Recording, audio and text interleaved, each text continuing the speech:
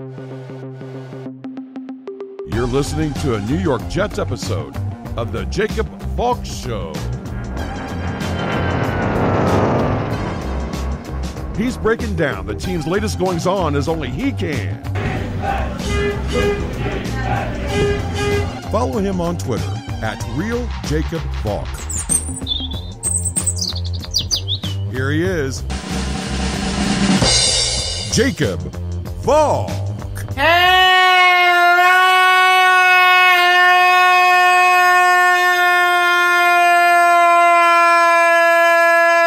Jets fans! Welcome to my 2021 New York Jets NFL Draft Recap here on the Jacob Valk Show. I am Jacob Valk, and I don't know how to feel. I don't agree with what Joe Douglas did in this draft. I'm not doubting the players. I just want to make that clear. I think that the players the Jets drafted are going to be good players. But here's the question. Were those 10 guys that Joe Douglas picked the best options for the Jets? With the exception of Zach Wilson? I don't think so. Now, the reason that I'm conflicted is because I haven't seen one person criticize this draft class. So that gets me thinking. A million Frenchmen can't be wrong. What am I missing? But then the other part of my brain says, well, Jacob, a lot of people like the Sam Darnold pick. You didn't. You were never 100% sold on him. You were proven right on that. It doesn't matter whether Sam Darnold could have been saved with the Jets or not. The simple fact is, he only played 3 years for the Jets after being taken 3rd overall. That's bad. I was proven right in my Darnold criticism. So I'm trying to rationalize everything, and I came up with this. What I wanted the Jets to do is in their best interest if they want to win now. I'm not saying that it couldn't work in the future. I wasn't advocating for them to trade all their picks for Aaron Rodgers. No, I never said that. But taking a guy like Jeremiah Owusu-Koramoah or Asante Samuel Jr. or Jabril Cox in the 2nd round, that would have helped the Jets win now a lot more than what they actually did in taking Elijah Moore. I'm not knocking Elijah Moore, but he didn't fill a hole for the Jets. The Jets entered this draft with holes at quarterback, running back, center, right tackle, weak side linebacker, and Lord Almighty, did they have a gaping hole at cornerback. The Jets filled their holes at quarterback and running back. That's it. That's all they accomplished in this draft in terms of helping this team win now. With the exception of the Zach Wilson pick, can you tell me with a straight face that the Jets exited that draft a lot better than they entered it? I don't think they did. Elijah Vera Tucker will be a really, really good player. I like him a lot. Alex Lewis was their second best offensive lineman last year. You really didn't need to worry about him. Elijah Moore is going to be a really good player. Mel Kiper was 100% right in being flabbergasted that he was still available with the 34th overall pick. Jamison Crowder would have been fine. Michael Carter, the running back, makes sense. He makes them better. Okay? No question. I don't know if he's going to start. I don't know how many carries he's going to get. But I think he'll play a fair amount. The Jets had a hole at running back, and they addressed it. In terms of need, that's where the draft ended. You can't draft a bunch of corners in the 5th and 6th round and tell me that's addressing the cornerback position. No freaking way. That is not how the draft works. Especially not with the players the Jets took. There were better corners available. I'm not knocking the corners they took, but there were better options. Weak side linebacker. The Jets are going to try to move 2 safeties over to weak side linebacker, a la Mark Barron, Keanu Neal, and Fred Warner. I wish him luck. That's really hard to do coming straight out of college. Mark Barron had some time in the NFL before he made that transition. Keanu Neal had some time in the NFL before he made that transition. Fred Warner didn't. But it wasn't until last year that he really became great. His first 2 years in the NFL, he was solid, but he wasn't anything special. Excluding the quarterback position, the Jets roster really didn't get a whole hell of a lot better. But then it came to me. Like an epiphany, a bolt of lightning. Joe Douglas doesn't care. Joe Douglas's plan is not to win this year.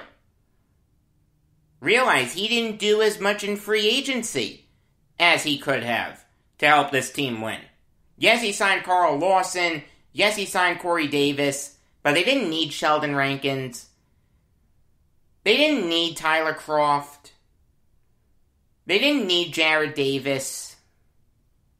After the first few days of free agency, you knew that the Jets weren't making a huge push to be competitive this year. That continued in the draft. It's inarguable that Zach Wilson is in a position to succeed with the Jets. He's got a guy with a really good reputation in Mike LaFleur calling his plays. He has Corey Davis. He has Denzel Mims. He has Chris Herndon. He has Mekhi Becton. And when you add on the rookies, AVT, Elijah Moore, and Michael Carter, yeah, he's in a good system. The Jets have set up Zach Wilson well. The offense will be much better than it was last year. I understand that that's a low bar to clear. They had Adam Gase and Sam Darnold last year. Rashad Perryman was their number 1 wide receiver. Frank Gore was their number 1 running back. Yeah. It's kind of hard to be worse than that. But you're going to see an offense that you'll have no doubt has the makings of being something special. Sure, they may need to make some more adjustments on the O-line, maybe tight end, maybe running back. But for the most part, you'll see that this offense has what it takes to be successful down the line. That was Joe Douglas's vision, and he executed it. Get Zach Wilson as many offensive studs as possible.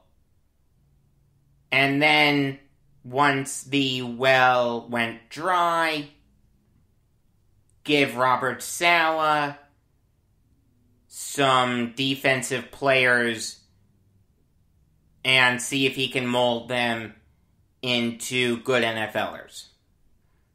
That plan was executed perfectly. Do I think it's the right plan? It's not what I would have done. I would have gone a lot heavier on defense.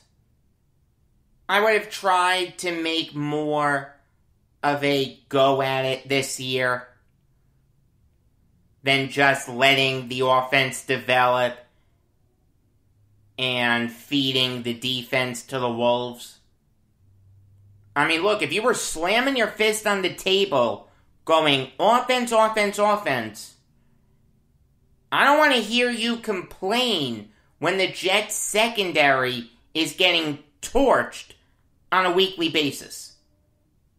But it's hard for me to slam my fist on the table and say this was the wrong way to go. Just because it's not what I would have done doesn't mean it's bad.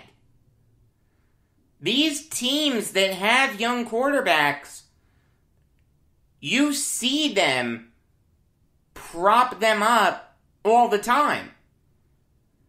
The Jaguars did it by drafting Travis Etienne. The Panthers did it in the 2nd through 4th rounds. The Chargers did it with Rashawn Slater. The Dolphins did it with Jalen Waddle, etc., etc. It's a legitimate strategy. It's the way the league is going.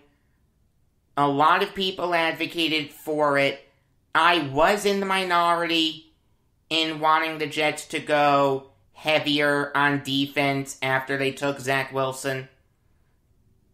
I wasn't advocating for them to totally eschew offense, but I wanted them to draft a couple corners and an edge rusher before they went with another offensive pick.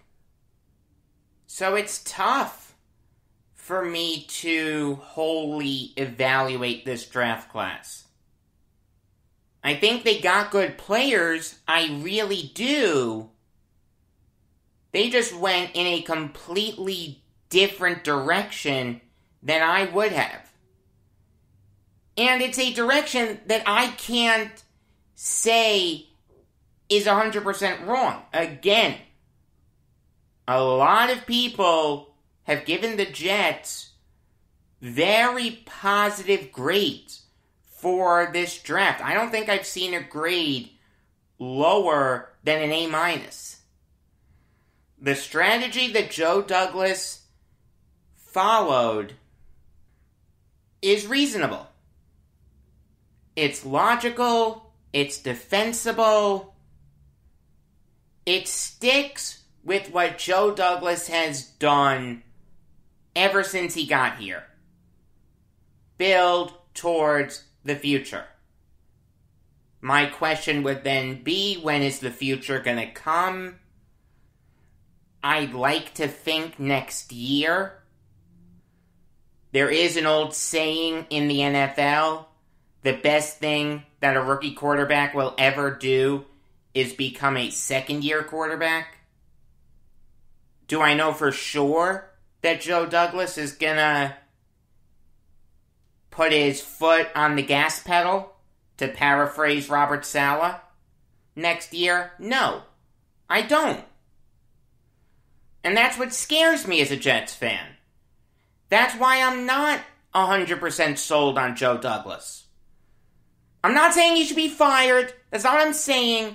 But I want to see him really go all in on making a playoff push before I slam my fist on the table and say, you know what, this guy's going to be GM of the Jets for a really long time. So now it's time to get into breaking down the Jets' 10 picks. I've spoken about Zach Wilson at length. I'm not going to spend too much time on him. The one thing I'll say is I truly believe that the New York Jets have found their franchise quarterback. I feel better about Wilson now than I ever did about Sam Darnold, Christian Hackenberg, and Geno Smith put together. Let's put it this way. I already bought an autographed football of his, and I'm going to mount it to the wall in my office. Elijah Vera Tucker was by far and away the best guard in this draft. Jack of all trades, master of none. That's a good thing. It means he does everything really, really well. Does he do anything great? Not yet, but he can get there. Playing next to Mekhi Becton, that left side of the Jets' offensive line is really, really scary. That has the potential to be the best left tackle, left guard combination in the NFL. The Jets had a top 10 grade on AVT. I had no problem with the Jets trading up to get him. It's not what I would have done, but you know what? If you really believe in this kid a lot, fine. Trade up for him. I get it. It may push Alex Lewis over to right guard. I'd rather see him there than Van Roten. Lewis is the better player. It's going to be interesting to see what happens at right guard for the Jets. Who's going to start? Alex Lewis or Greg Van Roten? If I had to say right now, I'd put my money on Lewis. I had a mid to late first round grade on Elijah Moore. This is the beauty of having a high second round pick. You're gonna get a first round talent. There are always teams that make questionable picks. There are always teams that reach for their guy and leave legitimate first round talent on the board for the second round. That's what happened with Elijah Moore. Had a great career at Ole Miss. Last year he had 86 catches for just under 1,200 yards and 8 touchdowns. The Jets now have 3 young and exciting wide receivers in Corey Davis, Denzel Mims, and Elijah Moore. The Jets are going to move on from Crowder.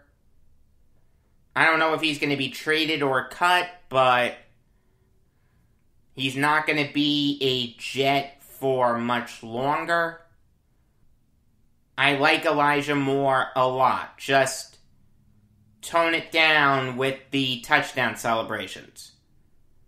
don't lift up your leg to mimic a dog doing its business. Yeah, he actually did that at Ole Miss, and it cost them the Egg Bowl. Doesn't that strike you as the way that the Jets would lose a game? They actually did that once, in 1986, Mark Gastineau, against the Browns. Don't do it again.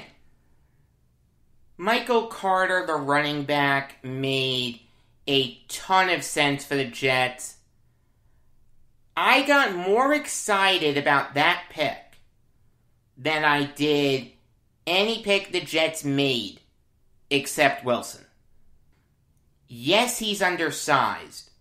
Yes, no one's going to be mistaking him for Earl Campbell anytime soon. But he's quick, he's elusive, really good acceleration. Let me tell you, there were some games that Carter and Javonte Williams played in at UNC where Carter was the better player. He knows what it means to be in a running back committee. Carter, Pirine, and Tevin Coleman should be fine. You'll get solid production from that group. Would you like a bell cow running back? In a perfect world, yes. I'd take Derrick Henry, Christian McCaffrey, Alvin Kamara, Dalvin Cook, or Saquon Barkley on the Jets tomorrow. But I'm fine with this setup. They should do fine. Jimin Sherwood is a really interesting pick. The Jets announced him as a linebacker, even though he played safety at Auburn. Like I said, the Jets are going to try to convert these safeties that they drafted into weak side linebackers. Easier said than done, but that's what they're going to do. Sherwood is a thumper. Remember in the Jets draft preview that I did, I spoke about Tyree Gillespie and said that he was a thumper? Same thing with Sherwood. And there isn't much of a gap between Gillespie and Sherwood, in my opinion. So, if the Jets had a higher grade on Sherwood, fine. It made a ton of sense to draft a thumping safety since they traded one last year in Jamal Adams. Sherwood can turn into a poor man's Jamal Adams. Is he going to be able to transition to linebacker? Only time will tell, but I get the logic. With their next pick, the New York Jets did something that Bud Abbott and Lou Costello would be very proud of. They took Michael Carter. Not the running back. The running back was off the board. We know this. No, they took the defensive back from Duke. Has that ever happened before? Where the same team drafts someone with the same name as one of their previous picks from the same draft class? I don't think it has. That's like the 2000 Mets with the two Bobby Joneses. I remember one time I was playing Madden. I had Alex Smith at quarterback and Alex Smith at tight end. The game couldn't process it. So on the back of the jersey, it had their full name, Alex Smith and Alex Smith. I mean, there is a story there. The Cleveland Browns were trying to reach Jordan Cameron to draft him in 2011. Instead, they called Cameron Jordan.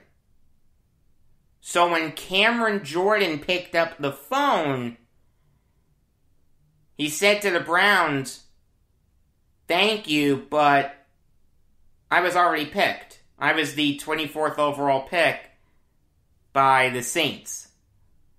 To put it in perspective, Jordan Cameron was taken with the 102nd overall pick.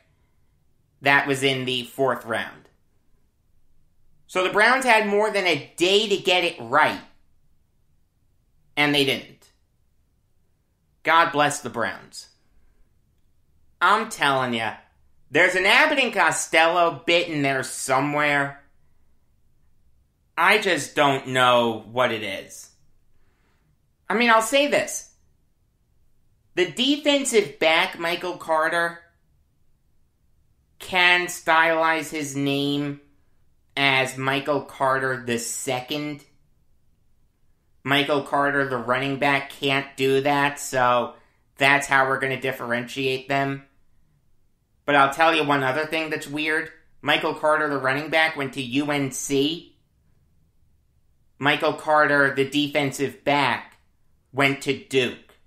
So leave it to the Jets to take two different players with the same name that went to two different schools that just so happen to be arch rivals. What are the odds of that? I ask you. If Michael Carter II doesn't work out, at least he'll have given us some fun in the immediate aftermath of him being named the 154th overall pick in the draft. I view this Carter as more of a corner than I do a safety. I think he's very smart, plays the ball really well, very good in zone coverage, not a good frame at all. 5'9.5", shade under 185. I will say I had a 7th round grade on him. The fact that the Jets took him with the 10th pick in the 5th round was a little surprising to me. But once you get into that portion of the draft, one person's priority free agent is going to be another person's 4th rounder. So I'm not going to go too crazy about Carter. They needed corners.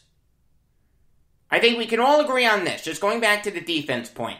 We can all agree that it was the wrong decision for Joe Douglas to wait until his 6th pick to take his first corner. Quantity doesn't make up for quality. The Jets took another corner right afterwards in Jason Pinnock, a cornerback from Pittsburgh, so he gets the immediate Darrelle Revis comps. Yeah, that's a great thing to put on him. One of the last picks in the 5th round. Let's compare him to a future Hall of Famer. That's fair. Pinnock has an Adonis-like body. 6 feet tall, shade over 200 pounds. He uses his frame perfectly. I'll say this, if you were to build a cornerback from scratch, when talking about his frame, it would look a lot like Pinnock. The infuriating thing about him is, when you watch him play, he gets burned constantly. He's not smart. He gets burned on deep balls. He does not have good ball skills. He's not good in coverage. This is going to be a big challenge for Robert Saleh. Can he coach Pinnock up? He has the frame for it. He's built like a Greek god. It's just going to be really tough to teach him how to become a good corner when he really wasn't one in college. This is more of a potential pick than anything else. With their next pick, the Jets made one of the steals of the draft. They took Thompson, Nazarel, a safety out of FSU. I don't know how he lasted until the early 6th round. This is a guy who I had a late 3rd round grade on. Prototypical frame, shade over 6'3", 215 pounds. Had some really, really good games at FSU. He's a really good tackler. He plays the ball really well. He's not the smartest safety in the world. So the fact that the Jets are going to try to move him over to weak side linebacker, just like they're doing with Sherwood, is concerning to me. I don't think that's going to work. I'd rather you keep Nazarel at safety. I think that's where he has the best chance of succeeding. He has a ton of potential. Can he work out as a linebacker? The answer is yes, but I don't see the need in having 2 safeties that you're trying now to convert to a weak side linebacker straight out of college. Brandon Eckles was a good pick. This fit his range perfectly as a mid-6th rounder. The thing that jumps out with him is his intelligence. He's a very smart corner. He's very good at baiting quarterbacks into thinking that they have a wide open receiver, and then Eckles just closes in on the receiver, and it's an incomplete pass. You want his ball skills to be a lot better, because he does get in position to make a lot of interceptions. But you know what? If he's breaking up the pass, you can live with it. Eckles is going to be a good nickel corner in this league. The fact that the Jets picked him probably means that they're not going to re-sign Brian Poole. The last pick that the Jets made was on the D-line, Jonathan Marshall. So just to recap what Joe Douglas did, he had 10 picks. The first 4 were on offense. The last 6 were on defense. Very strange. Marshall is incredibly raw. He's going to need a lot of time to develop. Like, we talk about quarterbacks needing a year to sit and learn before they can play. The same theory holds for Marshall. The reality is he wasn't that good at Arkansas. Did not rush the passer well. I didn't see a lot of variety in what he did. I didn't think he was good as a run stuffer. What you'll love about him, though, is his frame. Shade over 6'3", 310 pounds, and he's very athletic. He ran a 4.8 140. That's really impressive. That's what made him a 7th rounder on my board. You know, if you want to take the time to work with this kid and develop him into being a good player,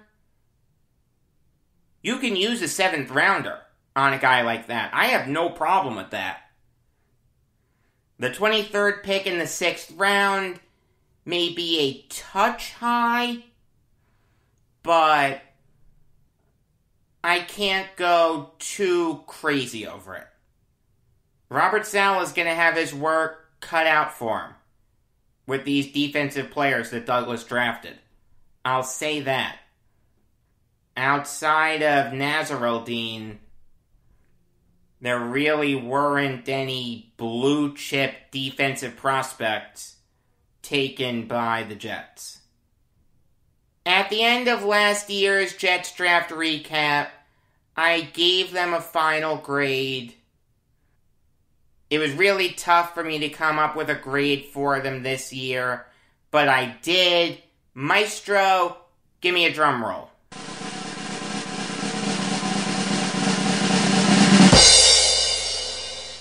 I'm giving them a B+. I think that Joe Douglas executed his vision very well. I think that the Jets' offense in a few years with Zach Wilson at the helm and guys like Carter and Pirine and Mims and Moore and Davis will turn into something special. But the fact that the Jets didn't get noticeably better at any position besides quarterback and running back, granted, two incredibly important positions, but still, they had a ton of holes. If you only filled two of them, that's tough. That prevents me from giving them an A grade. A B+ is still really good. I understand why Jets fans are optimistic about the future. I am too. For the first time in a decade, I can say this sentence with 100% confidence. The New York Jets have a franchise quarterback. Obviously, that makes you incredibly excited if you're a Jets fan. It's going to be tough sledding this year. I don't see this team getting any more than 6 wins. But hey, going from 2-14 to 6-11 isn't bad. That shows that you've pointed the ship in the right direction. Regular episode of the Jacob Valk Show comes your way every weekday afternoon. New York Islanders show comes your way tonight. Today's regular episode of the Jacob Valk Show is going to be me breaking down a ton, and I mean a ton of picks from days 2 and 3 that really caught my eye. Some in a good way, some in a bad way. It's going to be a lot of fun. Until next time, I am Jacob Valk saying that statistics are to baseball as a flaky crust is to Mom's apple pie.